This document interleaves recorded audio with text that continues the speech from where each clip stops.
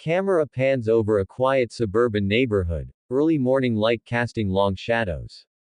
Narrator: Bo. Deep beneath the heart of Pennsylvania's Appalachian Trail, a team of explorers stumbled upon a hidden underground cave.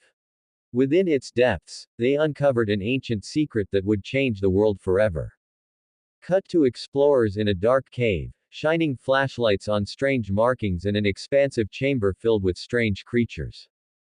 Narrator: Bo. They awakened a horde of prehistoric creatures, blind but with an acute sense of hearing. These creatures, later called silents, began to swarm out of the cave, drawn to the loud sounds of the modern world. Cut to scenes of chaos, people screaming, creatures attacking, cities falling silent.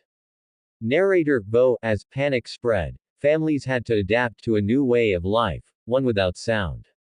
Introduce main family. A father, David; mother, Lisa; their deaf daughter, Mia; young son, Ethan; and Lisa's father, Grandpa Joe. The family is gathered in their living room, watching a news broadcast about the spreading silent menace. News anchor: on TV, authorities urge everyone to remain silent and avoid loud noises at all costs. The silents are highly sensitive to sound. The family exchanges worried glances. David: we need to leave the city. It's too dangerous here. The family packs up their essentials and heads out in 2 vehicles. Mia brings along her service dog, Max. On the road, they encounter various challenges: blocked roads, desperate people, and the constant threat of the silence. At a gas station, they have a tense encounter with a desperate man. David: calmly, we don't want any trouble.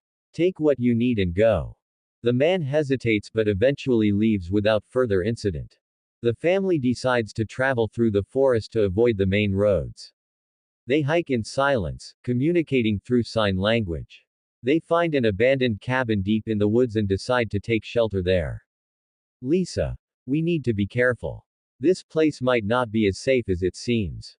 They start fortifying the cabin, setting up traps and creating silent alarms using tripwires and cans. As they settle in, they face various threats: silence attracted by the occasional noise, other survivors with sinister intentions, and the harshness of the wilderness.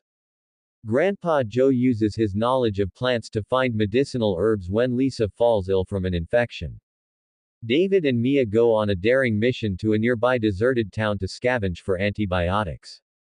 In the town, they encounter a strange group called the Quiet Ones, led by a charismatic leader who believes the silence are a divine punishment.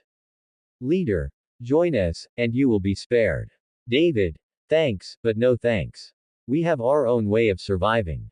They manage to escape the cult and return to the cabin with the much-needed supplies. One night, the cult attacks the cabin, trying to abduct Mia. The family fights back fiercely. Grandpa Joe sacrifices himself to save Mia, drawing the silence to the cult members with a loud whistle. With heavy hearts, the family continues their journey north, guided by rumors of a safe haven where the silence cannot survive due to the cold. After a grueling journey, they finally reach the refuge, a small community that has adapted to the silent apocalypse.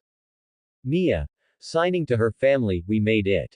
We're safe now. David: hugging his family, we survived because we stayed together.